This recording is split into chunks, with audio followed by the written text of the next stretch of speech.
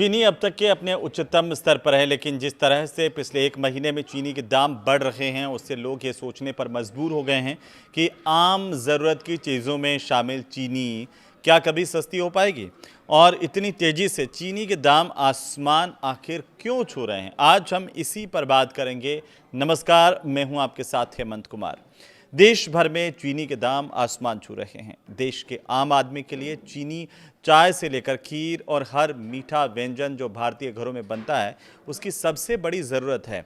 हर बार घर में मेहमान आ जाएं या फिर कोई भी मौका हो, अवसर हो, काम से थकान हो जाए या फिर गपशप करने का मन हो जाए, अमूमन किसी न किसी के मुंह से निकल ही जाता है कि चलो चाय बना लो। फिर चाय आते ही एक शब्द और है जो ज़्यादातर सुनने में आता है, और वो है चीनी कम है।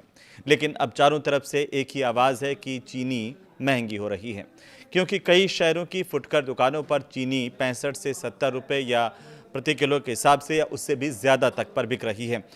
और इसी के चलते अब सरकार ने 10 लाख टन चीनी विदेशों से मंगाने का फैसला किया है। लेकिन क्या विदेशों से आने वाली चीनी भारत की आपूर्ति को नियंत्रित कर पाएगी, इस आपूर्ति को पूरा कर पाएगी? इसमें संशय है, क्योंकि सवाल बरकरार है कि क्या चीनी कभी फिर से सस्ती होगी। तो आप जान लीजिए कि ब्राज़ील के बाद दुनिया का सबसे बड़ा गन्ना उत्पादक है भारत, और भारत अचानक चीनी की किल्लत में कैसे फंस गया, ये सवाल हर किसी भारतीय के मन में है। दाम अभी और क्या बढ़ेंगे या सरकार इसे थाम पाएगी, ये सवाल भी हर किसी के मन में उठ रहे हैं। तो सवाल इस बात को लेकर के भी है कि चीनी के दाम पिछले दिनों में आखिर कितने बढ़े हैं कि हाहाकार मच गया। जवाब यही है कि चीनी के दाम करीब 2 साल से स्थिर बने हुए थे, लेकिन जून 2026 से चीनी की कीमतें अचानक से बढ़ने लगी और फिर चाय के प्याले में भी तूफान आ गया। कुछ लोग ये भी सोच रहे हैं कि इतनी तेजी से आखिर चीनी के दाम बढ़ने की वजह क्या है, क्योंकि हर चौक चौराहे से लेकर के गांव की थड़ी की दुकान पर या चाय की दुकान पर आजकल इसी बात को लेकर चर्चा हो रही है। तो आज के इस वीडियो में हम इसी को पूरा विस्तार से बताने वाले हैं। जवाब ये कि चीनी की डिमांड हर साल अगस्त से लेकर के नवंबर के बीच में बढ़ती है, क्योंकि त्योहारी सीजन में मिठाई और प्रोसेस्ड फूड की खपत ज़्यादा होती है। लेकिन इस बार भी डिमांड बढ़ी, चीनी का स्टॉक इस बार कम है, यानी कि जो आपूर्ति हमारे पास होनी चाहिए थी वो आपूर्ति इस साल कम है। पिछले 9 सालों में सबसे ज़्यादा कम स्टॉक इस बार है। इसके पीछे की वजह क्या है, इन्हें लेकर के जितने मुंह उतनी बात। लेकिन चीनी बनाने का जो सीज़न है वो 1 अक्टूबर से शुरू होता है। भारत में चीनी की सालाना जो खपत है वो 2 करोड़ से ज़्यादा, यानी कि 2.6 करोड़ से लेकर के 2.8 करोड़ टन के बीच में रहती है। सीजन के आखिर यानी कि 30 सितंबर तक 60 से 70 लाख टन चीनी का स्टॉक बच जाता है। लेकिन ऐसा इस बार क्यों नहीं हुआ? इसके पीछे की वजह यह है कि इस बार हमारी सरकार की तरफ से निर्यात को खोल दिया गया। यानी कि क्या सरकार को इस बात का अंदेशा था कि इस बार चीनी का उत्पादन कम हो रहा है, खपत ज़्यादा है, लेकिन इसके बावजूद कुछ लोग ये सवाल उठा रहे हैं कि इसके बावजूद निर्यात क्यों खोला गया। न्यूज़ एजेंसियों की रिपोर्ट के मुताबिक इस बार 1 अक्टूबर को नया उत्पादन शुरू होने तक चीनी मिलों के पास अनुमानित सिर्फ 35 लाख टन चीनी का स्टॉक बचा होगा। ये 3 दशकों में सबसे कम है। पिछले साल 2025-26 में ये स्टॉक 47 लाख टन का था। लेकिन अब कई लोग ये पूछ रहे हैं कि चीनी का स्टॉक इतना कम हो कैसे गया, इसके पीछे की वजह क्या रही। तो 4 बड़ी वजह जो मार्केट के एक्सपर्ट से लगा करके जो विश्लेषक हैं वो बताते हैं कि पहली बड़ी बात है कि मौसम ख़राब हुआ, जिससे गन्ने से चीनी इस बार कम बनी। National federation of cooperative sugar factories limited यानी कि NFCSF की तरफ से चीनी मिलों की अगुवाई करने वाली संस्था ये मानी जाती है। NFCSF की ओर से पिछले साल बताया जा रहा है कि पिछले साल ज़्यादा बारिश की वजह से गन्ने की फसलों को नुकसान हुआ। इससे शुगर रिकवरी रेट यानी कि 100 किलो गन्ने से बनने वाली चीनी का परसेंटेज 12 किलो से नीचे आ गया। इससे कुल चीनी का प्रोडक्शन जो करीब 3 करोड़ टन रहा, जबकि इसके 3.2 करोड़ टन रहने का अनुमान था, 0.2% कम हुआ। दूसरा बड़ा कारण बताते हैं कि गन्ने में एक बड़ा हिस्सा है गन्ने का वो एथेनॉल बनाने में खप रहा है। कई लोग ये कह रहे हैं कि इसी की वजह से मार्केट में चीनी को लेकर हंगामा है। सरकार की नई एथेनॉल ब्लेंडिंग पॉलिसी के तहत गन्ने का एक बड़ा हिस्सा चीनी के बजाय एथेनॉल बनाने में खप रहा है, ऐसा लोग कह रहे हैं। मीडिया रिपोर्ट्स में भी आ रहा है। इसमें काफ़ी हद तक सच्चाई भी है। ICRA ये कह रहा है कि 2025-26 में चीनी के टोटल प्रोडक्शन का जो अनुमान है वो लगभग 3.1 करोड़ टन का था, लेकिन चीनी का नेट प्रोडक्शन 2.8 करोड़ टन ही हो पाया। जबकि देशों में पूरे मिलाकर के देखें तो पूरी दुनिया में भारत दूसरे नंबर का गन्ना उत्पादक है। वहीं देश में चीनी की अनुमानित जो खपत है वो 2.83 करोड़ की है। ऐसा इसलिए क्योंकि करीब 31 लाख टन चीनी के बराबर गन्ने का शीरा एथेनॉल बनाने में खप गया। ये आधिकारिक तौर पर कहा जा रहा है। Confederation of all India traders यानी CAIT के अधिकारी ये बता रहे हैं कि 3 साल से हमारा ये कहना था कि गन्ने का एथेनॉल में इस्तेमाल मुश्किलें खड़ी करेगा। अब वही समय आ गया है। तो इसके साथ साथ सवाल इस बात को लेकर के और एक और अहम वजह मानी जा रही है वो ये कि कम स्टॉक के बावजूद आखिरकार चीनी का एक्सपोर्ट सरकार ने क्यों किया। केंद्र सरकार ने नवंबर 2025 में आंकड़े कहते हैं कि 15 लाख टन चीनी के निर्यात को मंजूरी दी थी। फरवरी 2026 में 5 लाख टन की मंजूरी और बढ़ा दी गई।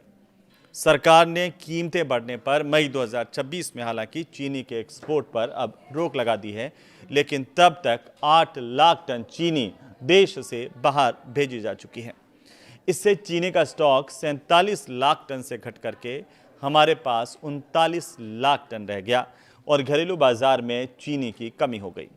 अब शुगर इंडस्ट्रीज क्या कह रही हैं? शुगर इंडस्ट्रीज से जुड़े लोग बताते हैं कि मिलों से सप्लाई का संकट मार्च 2026 में ही शुरू हो गया था, लेकिन एक्सपोर्ट पर रोक 2 महीने बाद लगी। 2 महीने तक हम बड़ी मात्रा में एक्सपोर्ट कर चुके थे। साफ है कि कोई सिस्टम को गुमराह कर रहा था कि चीनी का स्टॉक पर्याप्त है, जबकि असल में टोटल प्रोडक्शन खपत के बराबर भी नहीं था। क्या ये एक बड़ी गलती थी या फिर भूलवश ऐसा हो रहा था, या इसे लेकर के सरकार संजीदा नहीं थी? इस पर अलग अलग लोगों की अलग अलग राय है। तो साथ ही चौथा जो सबसे बड़ा कारण है चीनी की कमी का, वो ये माना जा रहा है कि त्योहारी सीजन जब भी आता है तो जमाखोर सक्रिय हो जाते हैं। चाहे गणेश चतुर्थी हो, दिवाली जैसे त्यौहार हो, या फिर अगस्त से नवंबर तक मिठाइयों के कन्फेक्शनरी की खपत बढ़ जाती है। मिठाइयाँ और कन्फेक्शनरी जो जिस तरीके से बढ़ती है, उससे भी एक बड़ा हिस्सा इसमें जाता है। मिठाई और बेवरेज वगैरह बनाने वाली कंपनियां चीनी स्टॉक करने लगती हैं। ज़्यादा डिमांड और स्टॉक कम होने के चलते दाम और ज़्यादा बढ़ जाते हैं। तो वहीं एक और सवाल सामने आता है, वो ये कि क्या आगे और दाम बढ़ सकते हैं? अब इन सब परिस्थितियों को जानने के बाद हम कह सकते हैं कि हाँ, चीनी की कीमत अभी और बढ़ सकती है। थोक व्यापारी जो कारण बता रहे हैं, इसका जो वजह बता रहे हैं वो ये है कि त्योहारी सीजन से पहले मांग में तेजी के चलते चीनी मिलें सप्लाई रोक रही हैं। मिलें स्टॉक को धीरे धीरे रिलीज कर रही हैं क्योंकि उन्हें कीमतों में और बढ़ोतरी की उम्मीद है। इंडस्ट्री से जुड़े लोग ये बताते हैं कि देश में चीनी का 6 लाख टन का मानक क्लोजिंग स्टॉक होना चाहिए।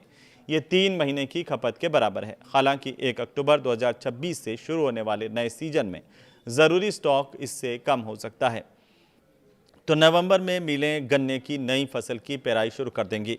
इसके बाद ही सप्लाई में सुधार होगा। तब तक बाजार इसी मौजूदा स्टॉक पर ही निर्भर रहने वाला है। इससे कुछ कीमतें और बढ़ सकती है जो आपकी उम्मीदों से परे हो सकती हैं। अब इस बात को लेकर के सवाल है कि सरकार इसे कंट्रोल करने के लिए आखिर क्या कदम उठा रही है। तो इस बात का साधारण सा जवाब है जो सरकार की तरफ से बताया है कि सरकार ने 20 अगस्त 2026 को कीमतें कंट्रोल करने के लिए 4 बड़े कदम उठाए, जिनमें पहला ये कि खरीदारों के लिए स्टॉक लिमिट आदि की गई है। महीने में 10 टन से ज़्यादा चीनी इस्तेमाल करने वाले बड़े थोक खरीदार जैसे मिठाई और बेवरेज बनाने वाली कंपनियों के लिए 15 दिन की स्टॉक लिमिट तय की गई है। यानी अगर कोई थोक खरीदार चीनी की 1 क्विंटल की बोरी खरीदे तो 10 टन में 100 बोरियां होती हैं, लेकिन अब वह 1 महीने में 50 बोरी का ही स्टॉक रख सकते हैं। बड़े सप्लायर्स के लिए भी सरकार ने लिमिट तय की है, जिनमें चीनी के बड़े सप्लायर और डीलर जो खुद चीनी इस्तेमाल नहीं करते हैं वो भी अब अधिकतम 4000 क्विंटल यानी करीब 4000 बोरी से ज़्यादा स्टॉक जमा नहीं कर सकते हैं। अब आती है बात मिलों की। मिलों को बिक्री बढ़ाने के लिए सरकार की तरफ से कहा गया है, क्योंकि सरकार ने चीनी मिलों को सामान्य से 0.5 लाख यानी कि 50,000 मीट्रिक टन ज़्यादा चीनी बेचने की अनुमति दी है।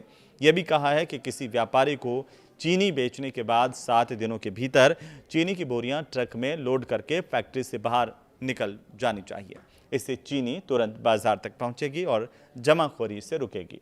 हालांकि ये वक्त बताएगा कि कितनी जमाखोरी पर इससे अंकुश लगेगा, लेकिन चौथा और सबसे बड़ा कारण है 10 लाख टन चीनी इंपोर्ट को सरकार ने मंजूरी दी है।